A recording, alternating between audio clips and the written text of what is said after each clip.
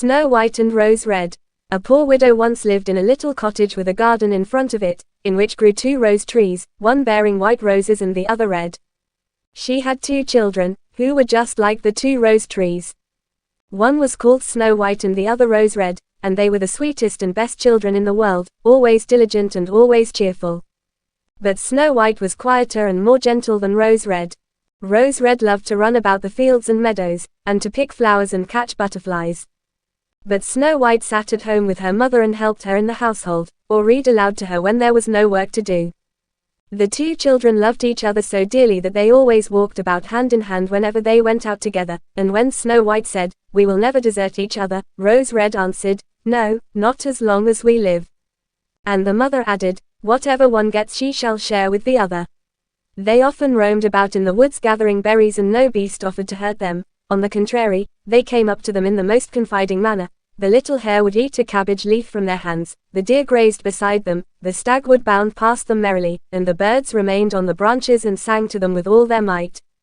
No evil ever befell them. If they tarried late in the wood and night overtook them, they lay down together on the moss and slept till morning, and their mother knew they were quite safe, and never felt anxious about them. Once, when they had slept all night in the wood and had been wakened by the morning sun, they perceived a beautiful child in a shining white robe sitting close to their resting place. The figure got up, looked at them kindly, but said nothing, and vanished into the wood. And when they looked round about them they became aware that they had slept quite close to a precipice, over which they would certainly have fallen had they gone on a few steps further in the darkness. And when they told their mother of their adventure, she said what they had seen must have been the angel that guards good children. Snow White and Rose Red kept their mother's cottage so beautifully clean and neat that it was a pleasure to go into it. In summer Rose Red looked after the house, and every morning before her mother awoke she placed a bunch of flowers before the bed, from each tree a rose. In winter Snow White lit the fire and put on the kettle, which was made of brass, but so beautifully polished that it shone like gold. In the evening when the snowflakes fell their mother said, "Snow White, go and close the shutters," and they drew round the fire, while the mother put on her spectacles and read aloud from a big book and the 2 girls listened and sat and span. Beside them on the ground lay a little lamb, and behind them perched a little white dove with its head tucked under its wings. One evening as they sat thus cozily together someone knocked at the door as though he desired admittance. The mother said, "Rose Red, open the door quickly, it must be some traveler seeking shelter." Rose Red hastened to unbar the door, and thought she saw a poor man standing in the darkness outside. But it was no such thing, only a bear, who poked his thick black head through the door. Rose Red screamed aloud and sprang back in terror, the lamb began to bleat, the dove flapped its wings, and Snow White ran and hid behind her mother's bed. But the bear began to speak, and said, "Don't be afraid, I won't hurt you. I am half frozen, and only wish to warm myself a little." "My poor bear," said the mother, "lie down by the fire, only take care you don't burn your fur." Then she called out, "Snow White and Rose Red, come out. The bear will do you no harm, he is a good, honest creature." So they both came out of their hiding places, and gradually the lamb and dove drew near too, and they all forgot their fear. The bear asked the children to beat the snow a little out of his fur, and they fetched a brush and scrubbed him till he was dry. Then the beast stretched himself in front of the fire, and growled quite happily and comfortably. The children soon grew quite at their ease with him, and led their helpless guest a fearful life. They tugged his fur with their hands, put their small feet on his back, and rolled him about here and there, or took a hazel wand and beat him with it, and if he growled they only laughed. The bear submitted to everything with the best possible good nature, only when they went too far he cried, "Oh, children, spare my life. Snow White and Rose Red, don't beat your lover dead."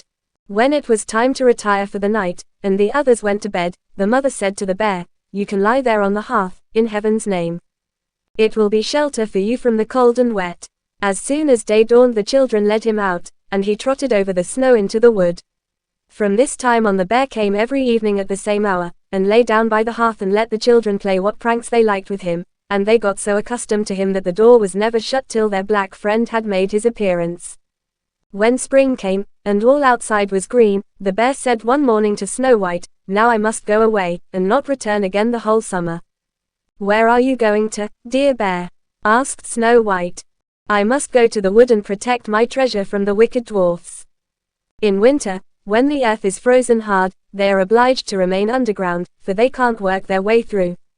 But now, when the sun has thawed and warmed the ground, they break through and come up above to spy the land and steal what they can.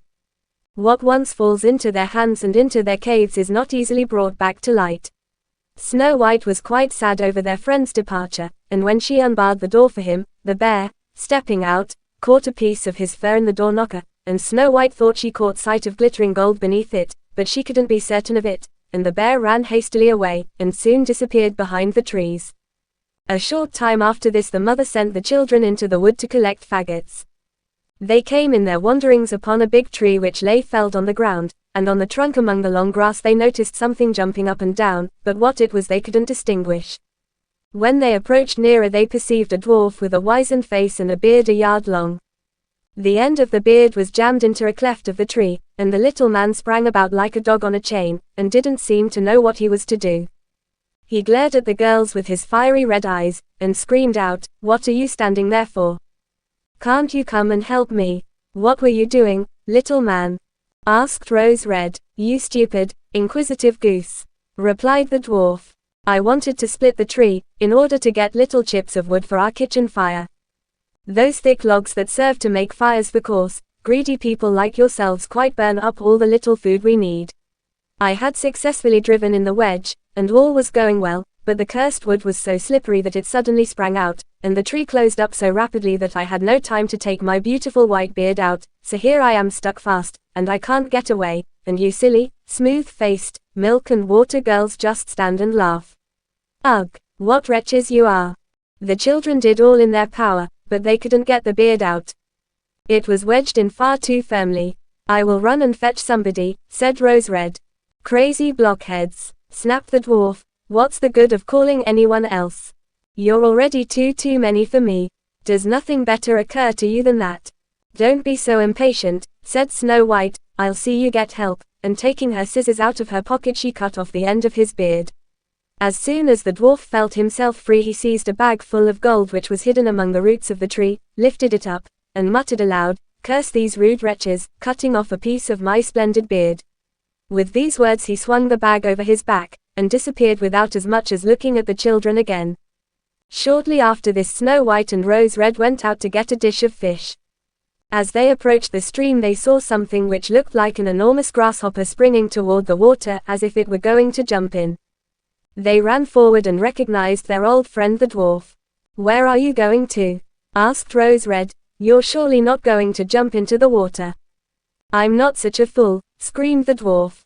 "Don't you see that cursed fish is trying to drag me in?" The little man had been sitting on the bank fishing, when unfortunately the wind had entangled his beard in the line. And when immediately afterward a big fish bit, the feeble little creature had no strength to pull it out. The fish had the upper fin, and dragged the dwarf toward him. He clung on with all his might to every rush and blade of grass, but it didn't help him much. He had to follow every movement of the fish, and was in great danger of being drawn into the water. The girls came up just at the right moment, held him firm, and did all they could to disentangle his beard from the line, but in vain. Beard and line were in a hopeless muddle. Nothing remained but to produce the scissors and cut the beard, by which a small part of it was sacrificed. When the dwarf perceived what they were about he yelled to them, "Do you call that manners, you toadstools? To disfigure a fellow's face? It wasn't enough that you shortened my beard before, but you must now needs cut off the best bit of it. I can't appear like this before my own people. I wish you'd been in Jericho first." Then he fetched a sack of pearls that lay among the rushes, and without saying another word he dragged it away and disappeared behind a stone. It happened that soon after this the mother sent the two girls to the town to buy needles, thread, laces, and ribbons. Their road led over a heath where huge boulders of rock lay scattered here and there. While trudging along they saw a big bird hovering in the air, circling slowly above them, but always descending lower, till at last it settled on a rock not far from them. Immediately afterward they heard a sharp, piercing cry. They ran forward, and saw with horror that the eagle had pounced on their old friend the dwarf, and was about to carry him off. The tender-hearted children seized hold of the little man, and struggled so long with the bird that at last he let go his prey. When the dwarf had recovered from the first shock he screamed in his screeching voice, "Couldn't you have treated me more carefully? You have torn my thin little coat all to shreds, useless, awkward hussies that you are."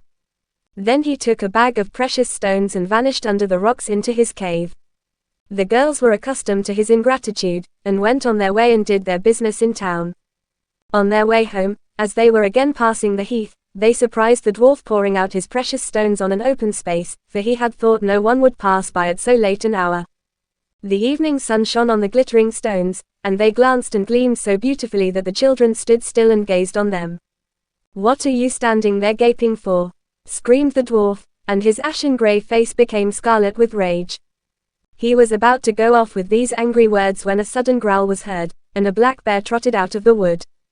The dwarf jumped up in great fright, but he hadn't time to reach his place of retreat, for the bear was already close to him. Then he cried in terror, "Dear Mr. Bear, spare me. I'll give you all my treasure. Look at those beautiful precious stones lying there. Spare my life. What pleasure would you get from a poor feeble little fellow like me? You won't feel me between your teeth. There, lay hold of these two wicked girls, they will be a tender morsel for you, as fat as young quails, eat 'em up, for heaven's sake." But the bear, paying no attention to his words, gave the evil little creature one blow with his paw, and he never moved again.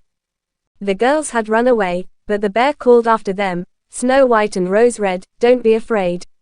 Wait, and I'll come with you." Then they recognized his voice and stood still, and when the bear was quite close to them his skin suddenly fell off, and a beautiful man stood beside them, all dressed in gold. "I am a king's son," he said, "and have been doomed by that unholy little dwarf, who had stolen my treasure, to roam about the woods as a wild bear till his death should set me free. Now he has got his well-merited punishment." Snow White married him, and Rose Red his brother, and they divided the great treasure the dwarf had collected in his cave between them. The old mother lived for many years peacefully with her children, and she carried the 2 rose trees with her, and they stood in front of her window, and every year they bore the finest red and white roses.